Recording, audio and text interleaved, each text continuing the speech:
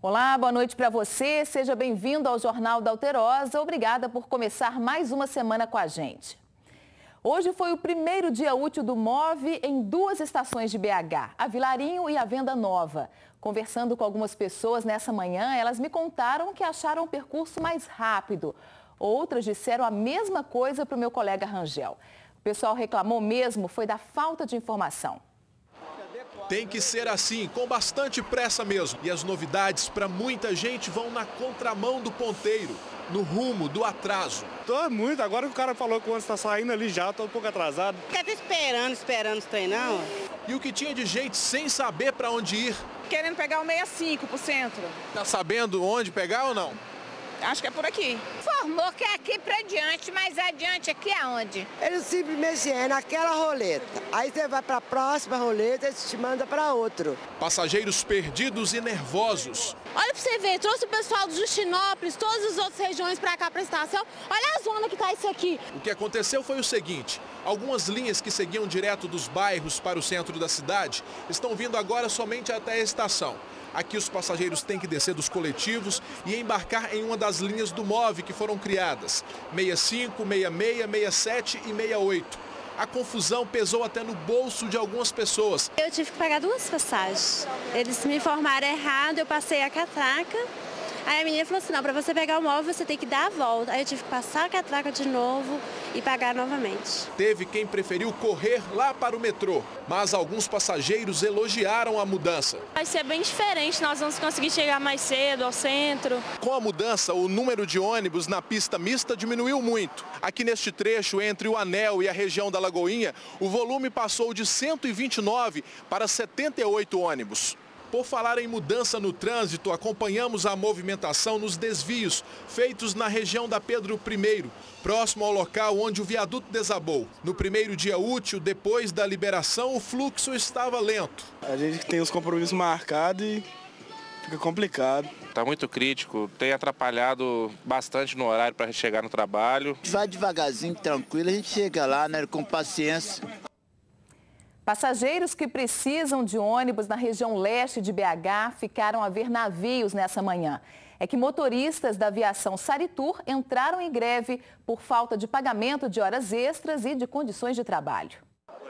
Motoristas e cobradores de 11 linhas de ônibus se recusaram a pegar serviço e se concentraram nas ruas próximas à garagem da empresa, aguardando negociação com os patrões. Eles alegam que não receberam o pagamento de horas extras e nem a participação nos lucros. Segundo o sindicato, cerca de 500 trabalhadores estão prejudicados. A empresa deixou de pagar as horas extras, né, o adicional noturno. Com os ônibus parados na garagem, muita gente se atrasou para o trabalho. O jeito foi pegar linhas alternativas para não ficar sem o transporte.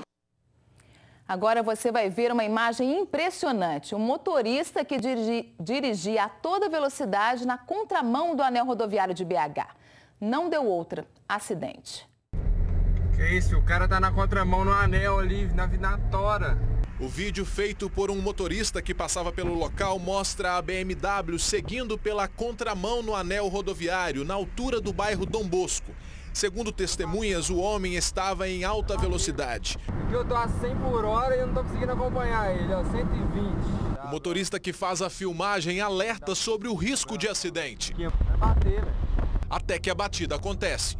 Tô conseguindo pegar a placa, deixa eu ver aqui, agora acho que vai dar. Ai, bateu.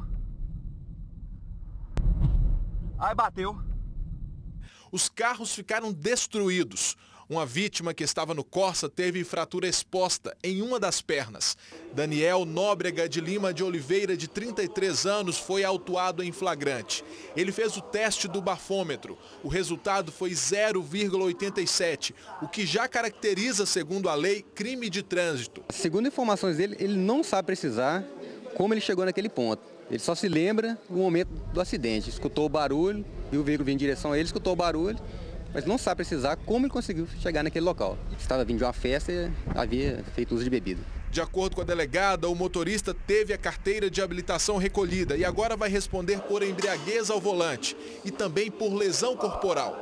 Ele contou à polícia que seguia do bairro Sagrada Família para Nova Lima, onde mora. Tentar retornar para sua residência, ele acabou errando o caminho, porque, segundo ele, no bairro Goiânia não teria sinalização. E quando ele deu por si, já estava na contramão de direção. E quando ele assustou mesmo, é quando ele já havia colidido com o veículo que vinha em sentido contrário. Keiferson Ponciano Rocha de Almeida, de 22 anos, que dirigia o carro atingido, teve várias escoriações, fraturou o fêmur e foi levado para o Hospital João 23, onde continua internado. Ele respira com a ajuda de um catéter e está em observação. Vamos ver agora como é que está o trânsito neste momento em alguns pontos da capital, com a ajuda das câmeras da BH Trans. Você vê aí a Praça 7, muito movimento nos dois sentidos, muitos carros ali andando bem devagar neste horário. Agora a próxima câmera está na Avenida Amazonas, com contorno ali na entrada do bairro Gutierrez. Trânsito também bem parado, complicado. Agora a descida da Nossa Senhora do Carmo, com contorno chegando ali na Savassi. Carros lentos, tanto na subida quanto na descida. E agora Bias Fortes com Espírito Santo, no centro, ali também pertinho do Lourdes. O trânsito está mais tranquilo neste ponto. Estão jogados às traças os 3 portais de entrada da cidade de Santa Luzia, na Grande BH. Além de dar as boas-vindas aos visitantes como posto de informações, eles deveriam servir também como base da PM e ponto de apoio da Guarda Municipal. Deveriam, mas...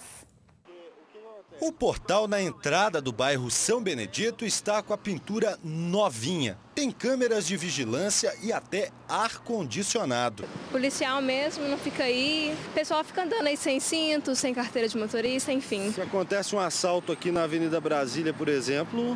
Não tem policiamento. Fica sem policiamento nenhum. Segundo os comerciantes da Avenida Brasília, a principal do bairro, o lugar já foi ponto de apoio da Guarda Municipal e da Polícia Militar.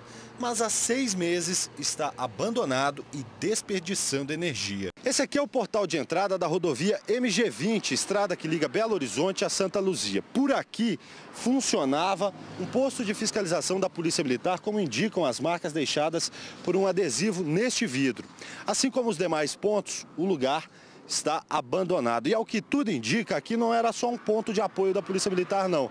Aqui também funcionava um posto de informações turísticas da cidade. A obra foi inaugurada em 2003. Sem policiamento, o lugar está parado e cheio de infiltrações. Lá dentro ficaram mesas, cadeiras e um bebedouro. É difícil, né? Só porque a gente precisa de um policiamento aqui, tem que esperar, né? Deus dará. Podia estar sendo usada, né? Mas é o dinheiro público que está indo embora, né? Nós procuramos a Prefeitura de Santa Luzia, mas até o fechamento desta edição não recebemos uma resposta. A lei que regula o SFH, Sistema Financeiro Habitacional, completa 50 anos nesta semana. A regulamentação é fundamental para que muitos brasileiros realizem o sonho da casa própria.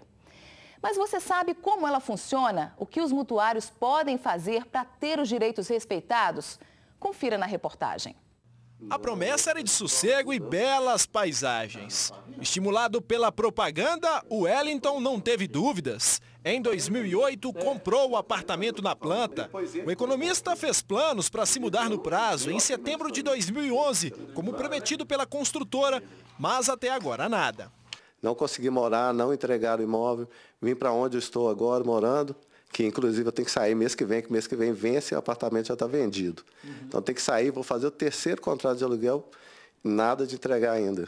Eu tenho que pagar IPTU e condomínio também do imóvel que eu não moro. Falta de cumprimento de prazo e juros abusivos são problemas comuns enfrentados por quem está em busca da casa própria. Por isso, na hora de assinar um contrato, é preciso ficar atento às cláusulas para evitar que a construtora seja a única beneficiada. Na semana de aniversário de 50 anos da lei que regulamenta o sistema financeiro para aquisição da casa própria, a Associação dos Mutuários e Moradores de Minas criou esta cartilha educativa e oferece, na sede, no bairro Santo Agostinho, orientações gratuitas. A gente foca aqui uma equipe só para isso, só para esclarecer e orientar o consumidor como que ele deve proceder em cada caso. A gente sempre recomenda que procure visitar empreendimentos já prontos daquela construtora, apurar o grau de satisfação daquele consumidor, se ele está satisfeito, se a obra foi entregue na data, se foi entregue com as características prometidas. Lembrando que não dispensa também uma análise no contrato. Moradores do bairro Vianinha e Esmeraldas, na Grande BH, estão sem água há 9 dias. Um transtorno danado. Eles dizem que já acionaram a Copasa, mas até agora, nada. Como é que fica sem água? Como diz, é melhor ficar sem a luz do que sem a água, que água não tem jeito. Orceir é um dos moradores mais antigos do bairro. Ele reclama que a situação é crítica, sim, há cerca de 20 anos. A conta tá aqui, ó, para todo mundo ver. A conta tá aí, ó. Um monte de conta aí, ó. Conta chega, mas água... Paga em dias. Tudo paga em dias. Tudo paga em dias. Na casa de quem mora aqui é assim.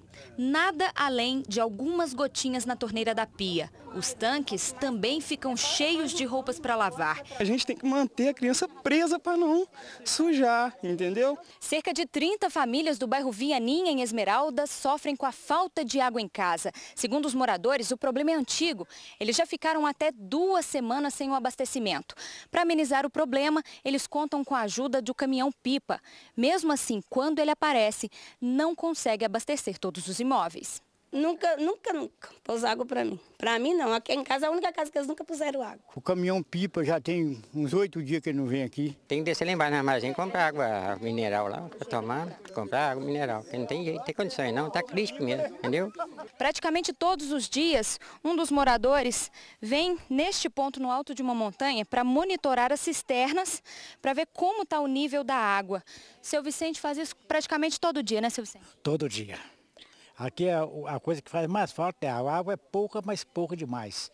A gente liga a bomba, vai uns 10, 20 litros de água, acaba de repente. As famílias cobram a instalação de uma caixa d'água para atender o bairro. Obra prometida há 14 anos. E no local, até agora, só existe um buraco e que virou ponto turístico em Esmeraldas. E nós teremos a água de qualquer jeito e esse buraco aí, pelo jeito, vai ficar desse jeito aí mesmo. Eles falam que vai resolver e não aparece. E só, já tem tempos que estão envolvendo com isso e nada.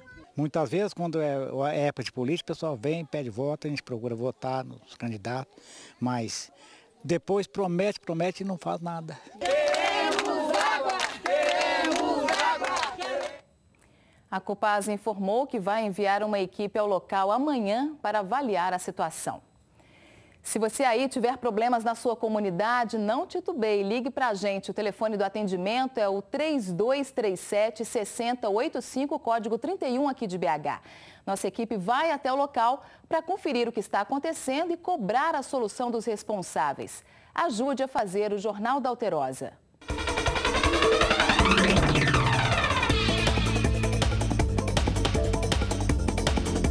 O tempo fica parcialmente nublado com nevoeiros ao amanhecer no sul, leste, zona da mata e área central. Há possibilidade de chuva em algumas localidades. Nas outras regiões, o sol aparece entre nuvens. A umidade do ar cai durante a tarde. Em Belo Horizonte, mínima de 13 e máxima de 25 graus. A temperatura varia de 20 a 31 em Buritis. Vai de 17 a 23 graus em Juiz de Fora. Oscila entre 18 e 28 em Teófilo Otoni. E em Mariana, mínima de 14 e máxima de 23 graus. A testemunha-chave de acusação dos réus do caso Bruno falou com exclusividade ao Jornal da Alterosa. Jailson Alves de Oliveira confessa que tem medo de morrer. Ele sempre disse ter ouvido Bola contar que matou Elisa Samúdio, falando inclusive dos detalhes do assassinato. O presidiário está na penitenciária Nelson Hungria, em Contagem, onde conversou com o repórter Eloy Oliveira. Os presos tudo desejam a minha morte, não, né? Parece que todo mundo te odeia aqui. Odeia, pelo fato de eu ter denunciado na época, na ocasião, os fatos tudo, né? Preso comum pode trabalhar, né? Eu não posso pelo fato de eu ter denunciado a coisa. Então não tem como eles me impor para trabalhar se não tem um meio de manter segurança, né? Você convive com medo o tempo todo? Eu convivo com medo. Se tiver uma rebelião no caso, por exemplo, o primeiro lugar que eles vão vir é para me matar lá na enfermaria. A declaração é do preso Jailson Alves de Oliveira, de 44 anos. O homem marcado para morrer foi considerado pela Justiça de Minas Gerais a principal testemunha para condenar Bola, Bruno e Macarrão pela morte de Elisa Samúdio. Jailson cumpre pena de 35 anos e 7 meses por latrocínio, roubo seguido de morte. Antes de ir parar atrás das grades, o pedreiro era uma espécie de informante da polícia. Em 2012, ele fugiu da prisão, segundo ele, porque foi ameaçado por um dos envolvidos na morte de Elisa. Jailson Alves de Oliveira está preso há mais de 2 anos aqui na penitenciária Nelson Hungria, em Contagem. Por causa das ameaças que ele recebe até hoje, o único local seguro encontrado pela direção do presídio é a enfermaria, onde ele é mantido longe dos outros presos. Foi atrás desses muros, dividindo um mesmo pavilhão, que Jailson diz ter ouvido de Marcos Aparecido dos Santos uma confissão sobre a morte de Elisa. De acordo com Jailson, foi a partir da exibição das imagens das buscas na Lagoa do Nado que Bola começou a revelar os detalhes de como teria matado Elisa Samúdio. Aí pegou assim, eles estão procurando um lugar errado, só se os peixes falassem, ele falou comigo. Eu falei, mas por que se os peixes falassem? Ele falou assim, porque eu joguei somente as cinzas ali. Eu falei, mas como assim? Ele falou, porque eu queimei ela no micro-ondas. Eu falei, mas o que é micro-ondas? Eu dei uma de boa, porque eu sei o que é micro-ondas, né? Ele falou que encheu ela de pneu e queimou. Jailson afirma que Elisa foi levada até a casa de Marcos Aparecido, em Vespasiano, onde ela foi torturada e morta.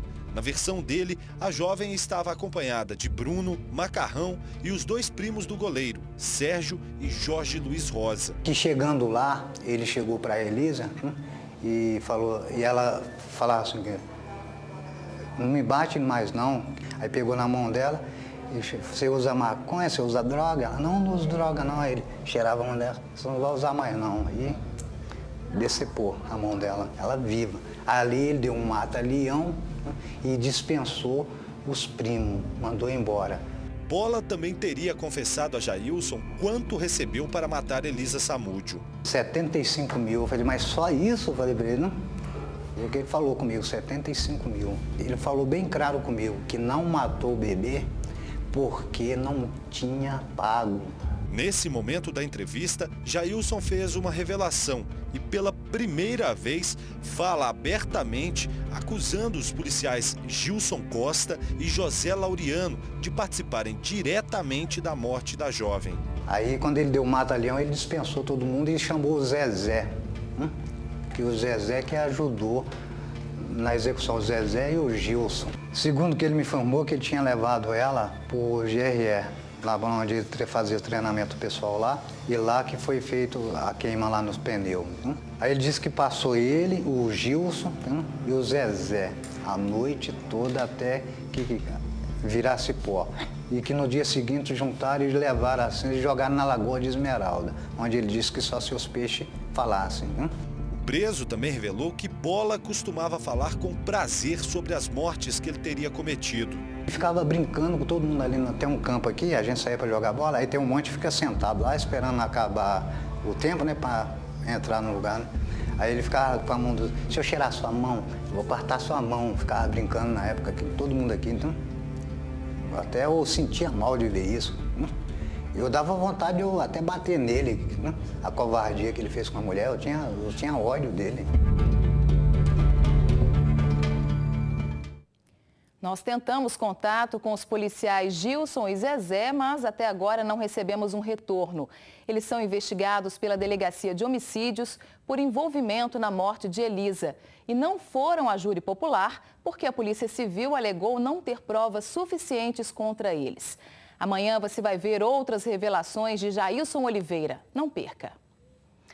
Um confronto entre gangues em Boa Esperança, no sul de Minas, terminou mal. Um homem de 28 anos morreu. 2 menores suspeitos do crime foram apreendidos. Esse é um dos destaques do nosso Giro de Notícias. Guilherme Dionísio foi baleado 3 vezes e morreu no local. Mas, segundo a polícia, o alvo dos disparos era um amigo dele que ficou ferido, mas conseguiu fugir. Eles pertencem a uma quadrilha de traficantes que teria uma rixa antiga com os menores de 13 e 17 anos. Depois de apreendidos, os adolescentes confessaram tudo e disseram que não estavam arrependidos. O crime seria uma vingança por causa de uma tentativa de assassinato sofrida pelos menores no passado.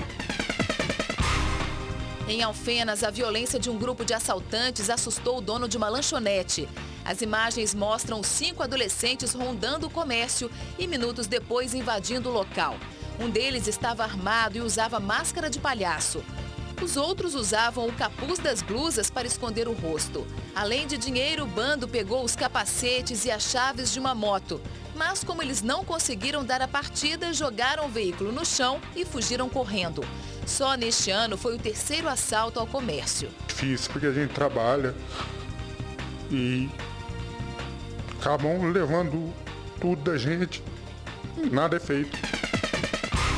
Terror também no depósito de materiais de construção, ainda em Alfenas, assaltado pela primeira vez em 15 anos de funcionamento. O criminoso invadiu o local com o rosto coberto. Armado, ele rendeu funcionários e clientes.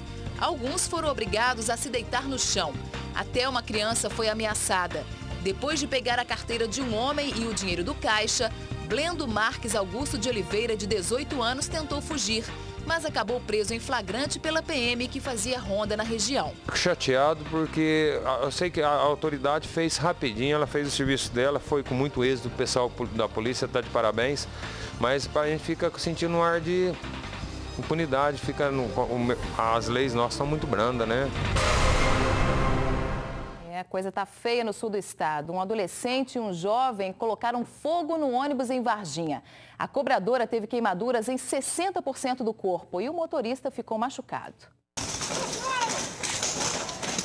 Pelo amor de Deus! Eles estão perdendo noção, né, cara? Não tem noção, mas não. Ele embora de serviço, joga fogo no povo, assim, não pode fazer isso não. Segundo a polícia, o crime teria sido cometido por Alisson da Silva Souza, de 19 anos, e este menor de 17. O pessoal deu sinal, né, no ponto, eu parei, eles entraram. De repente, não sou assalto com uma faca do meu lado, grande, pedindo dinheiro. Aí a cobradora falou, o dinheiro está no caixa. Aí ele voltou para lá, para trás. Aí depois que eu vi, só foi um clarão e aquele cruza quente, né? Aí eu saí lá fora que eu vi, a cobradora também tinha saído lá na outra porta de trás e em chama. O menor de 17 anos confessou que teria colocado fogo e disse que usou crack antes de cometer o crime. Eu fumei, depois eu fiz. A mãe do menor também estava na delegacia. Ela disse que está cansada de tudo isso. É ruim demais, é doído, menino. Só de internação, né? Eu não sei o quê. Pelo amor de Deus! Começa amanhã a propaganda eleitoral gratuita no rádio e na TV. Ao contrário do que aconteceu em anos passados, a campanha nas ruas está meio morna. Mas tem candidato que aposta na publicidade, sim. Só que existem regras. Saiba quais são. A propaganda política é válida na hora de definir o voto? É válido para a gente conhecer os políticos, né?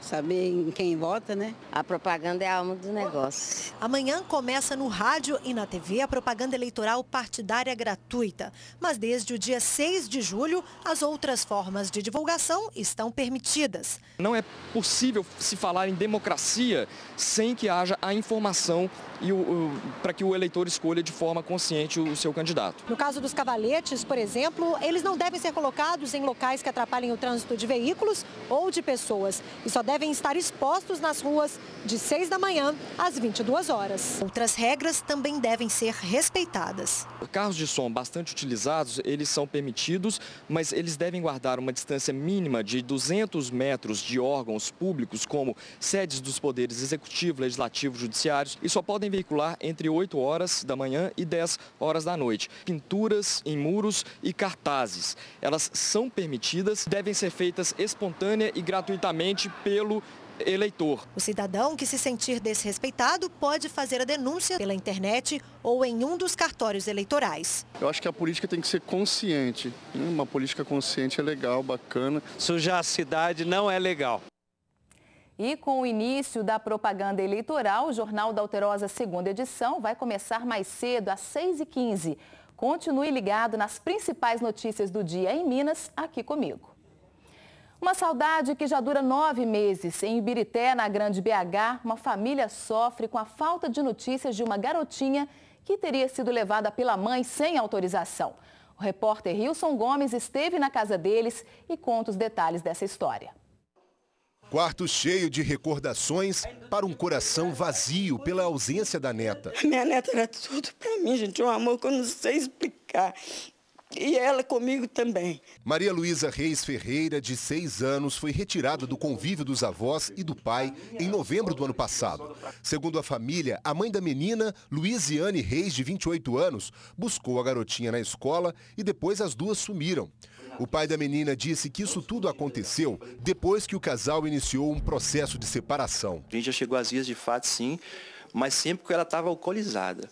Mas com a ação ela nunca teve problema. Sinto falta demais. Acredito que a menina também é a mesma coisa. Tanto que a menina dormia abraçada comigo. Os vizinhos tentam consolar a família. Eles afirmam que a avó era quem cuidava da criança. Quem sempre cuidou da menina foi a Dona Gina mesmo, seu Tião. A menina não saía daqui, praticamente ela morava aqui. Desde que a menina foi levada pela mãe, os parentes tentam entrar em contato com a família de Luiziane, só que sem resposta. Por isso nós viemos à casa de uma das tias da menina. Tem nada a declarar, a gente não sabe de nada, a gente não quer mais isso aqui. Tá? Por causa da falta de informações, o pai teme que a filha tenha sido levada para São Paulo. Tem uma tia da minha ex-esposa que recebeu uma herança do marido falecido, e a tia legítima dela, irmã da mãe dela, e acho que ela está em São Paulo, em São José dos Campos, São Paulo. Qual que é o seu maior sonho diante dessa situação? Rever minha neta de volta, poder abraçar, sentir o beijo dela que ela me dava todos os dias. Daqui a pouco você vai ver que estacionamentos da capital estão cobrando valores diferentes de acordo com o tamanho do veículo. E essa é apenas uma das irregularidades comprovadas pelo Procon Assembleia. Não perca! Se você tem carro grande, é bom ficar de olho. Não deixe que te cobrem mais nos estacionamentos particulares. Há regras para isso. O Procon Assembleia faz o alerta, já que 65 estabelecimentos da capital apresentam irregularidades.